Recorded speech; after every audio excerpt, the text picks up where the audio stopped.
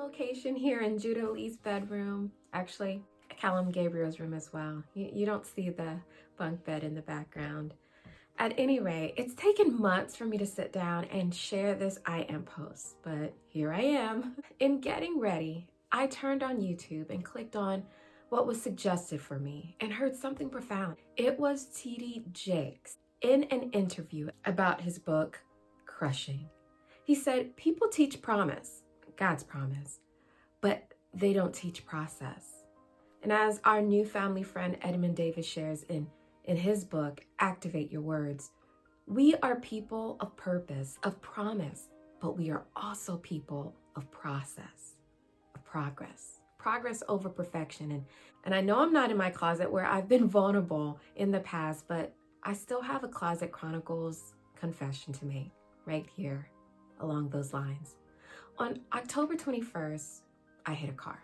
Backing out of my driveway, I was on autopilot as I hurried to pick up Judah before family friends Susie and Jay arrived for a lunch visit. I hit a car. It was parked across the street in front of my driveway, and I was distracted and no longer relying on my largely ineffective backup camera. I chanced it and I hit a car. The neighbor who heard the crumbling metal rushed out to see what was the ruckus and then ran back into the house, yelling to his visiting sister, "Oh shoot, she hit your car." Oh, I hit her car. They took down my license plate as I insisted that I would return, and besides, I live right here. I just needed to pick up my son minutes away, and I would be back soon. But I hit her car. Upon my return, we exchanged numbers. I called Andrew to inform him and ask him about insurance because he takes care of that. And as I waited for him to call back with the details from our insurance broker, our guest had arrived. To a disheveled, nervous, embarrassed me. We ate lunch together, but I was a bit disoriented. I hit her car. Worry, regret, embarrassment, uncertainty, each flooded my mind like bandits, poised and ready to rob my peace and enjoyment from a timely and welcome visit. I hit her car. But later, something would hit me when I chose to look again at the situation from fresh eyes. Jay brought his new birthday gift to share with the kids. What was it? A drone. He flew it over our house, over our heads, the trampoline, the backyard, the lake, everything. And days after they left, I revisited the pictures taken during our time together, and particularly those snapped by the drone from above. The drone's perspective was new, breathtaking at times.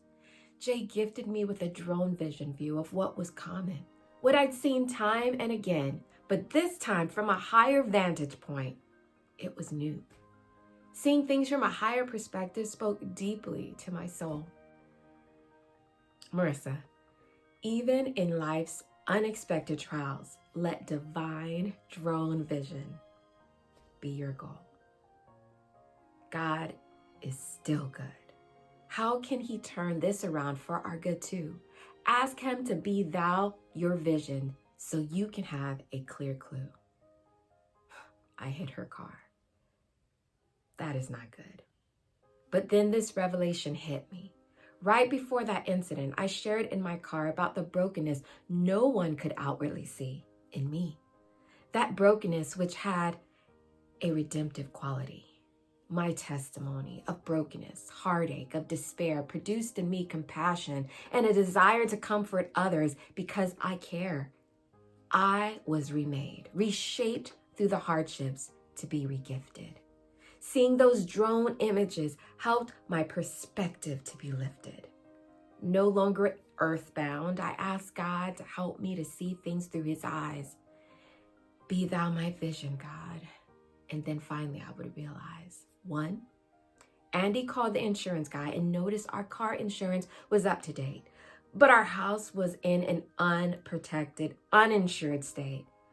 We didn't know it, but the accident helped us to find we needed to have homeowners insurance for greater peace of mind. And two, the woman returned home, returned my call days later to say, my husband and I discussed it and we won't want you to fix it and pay. She said every dent on my car tells a story, suggesting that she didn't care to fix the dents I made. Wow. I then shared with her my latest I am post at the time. She listened to it recorded from my car and she said it blew her mind. It spoke to her. She shared about how much she had overcome. She experienced hardships in her life and they framed her into a better mother for her little son. She was remade to be regifted to. Do you see, my dear friends, what divine drone vision can do?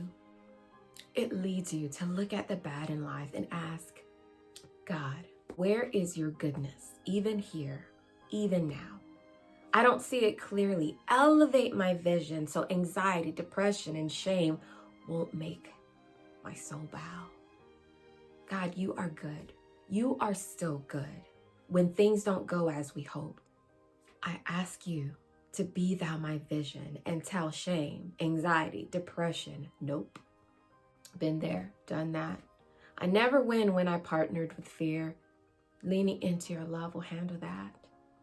Friends, I am friends. We are remade, even through trials, to be regifted to the world that needs to see.